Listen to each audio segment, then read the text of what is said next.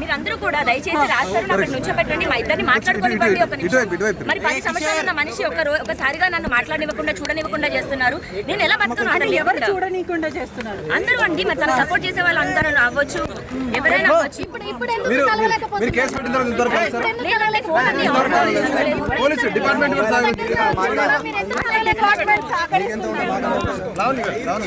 ఏమి తప్పు చేయని మనిషి ఎందుకు తప్పించుకుంటాడు? తప్పించుకొని వెళ్ళిపోతున్నాడు.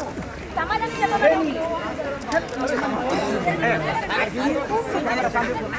వెళ్ళనివ్వండి, వెళ్ళనివ్వండి, వెళ్ళనివ్వండి. మీకు పెళ్ళైంది కదా, మీ భర్త మిమ్మల్ని వదిలేస్తే ఏంటి? నా భర్త నన్ను వదిలేశాడు, నాకు నా భర్త కావాలి, నాకు నా భర్త కావాలి. అన్నీ అయ్యాయండి. 10 ఏళ్ళు ఉన్నామండి. 10 ఏళ్ళు పెళ్ళంటున్నారు. 10 ఏళ్ళు ఉన్నాడండి నాతో. 10 ఏళ్ళు ఉన్నాడు. మీకు తాళి కట్టడం వీడియో కానీ ఫోటో కానీ అట్లాంటివి ఏమైనా ఉన్నాయా చెప్పండి.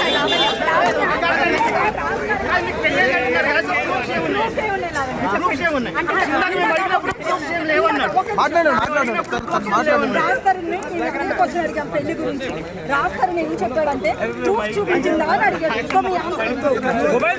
మేమిద్దరం లవ్ మ్యారేజ్ చేసుకున్నాం, మేమిద్దరం మాత్రమే ఉన్నాం. మేము పెళ్లి చేసుకున్న 3వ నెలకి మేము పెళ్లి చేసుకున్న సెల్ఫీస్ ఉన్నాయి, సబ్మిట్ చేయడం జరిగింది. పెళ్లికి సంబంధించినవి గుడిలో నా మెడలో తాళి ఇలా కట్టినప్పుడు మేము ఇద్దరం దిగిన ఫోటో ఉంది, అది సబ్మిట్ చేయడం జరిగింది. అవి సబ్మిట్ చేయడం జరిగింది. 10 ఏళ్ళు నాతో ఉన్నాడు, అదే పెద్ద ప్రూఫ్ అండి. అన్ని ఉన్నాయి, చేసేసామండి. అవి సబ్మిట్ చేసాము, అన్ని చేసాము. కేసు అయింది, ఎఫ్ఐఆర్ అయింది. ఇప్పుడు నాతో నిన్న పడుకున్నాడు, నాతో నిన్న తిన్నాడు, నాతో అబార్షన్ అవన్నీ పెట్టాల్సిన అవసరం లేదండి. అవి ఏం జరిగాయో అవి మేము కోర్టుకి ఇచ్చుకుంటాము. అవును, డెఫినెట్ గా 2 సార్లు చేయించాడండి. పిల్లలు అప్పుడే వద్దని 2 సార్లు చేయించాడు.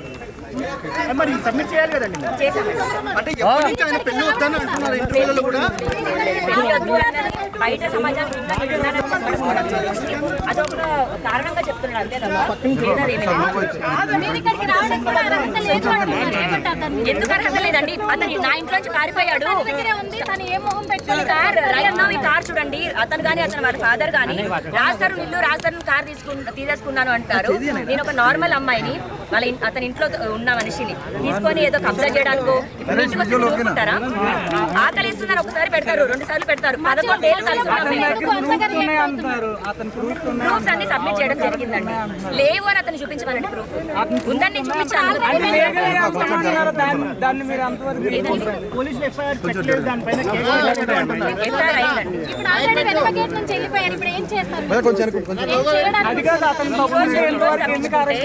ఈ రోజు తప్పించుకుంటే రేపు దొరుకుతాడు కదండి. రేపు వెళ్తాను. అతను నాకు సమాధానం చెప్పనంత వరకు నేను వదలను. చేయాల్సిందంతా చేసి వదిలించుకోవాల్సినంత వదిలించుకొని నేను లీగల్ గా చూసుకుంటాను.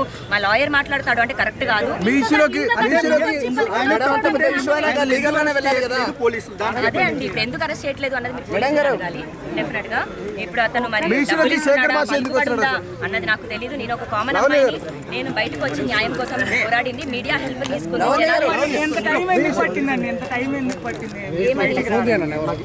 నాకు 10 ఏళ్లలో ఇప్పుడే కదండి నన్ను వదిలేసింది. ఎప్పుడు వదిలేసి పెళ్లి చేసుకున్నామని బయట ప్రపంచానికి చెప్పనంత మాత్రాన